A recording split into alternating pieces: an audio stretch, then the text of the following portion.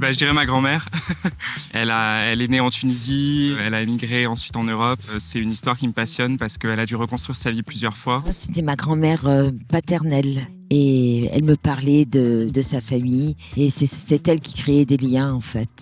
Ich ging so, das war ein Professor am Lycée, die man wie die Leute motiviert hat. Für mich sind eigentlich all meine Großeltern. Jeder war unterschiedlich, aber jeder hat in ziemlich steven anderen Kanal los. My father, probably just because he's my father.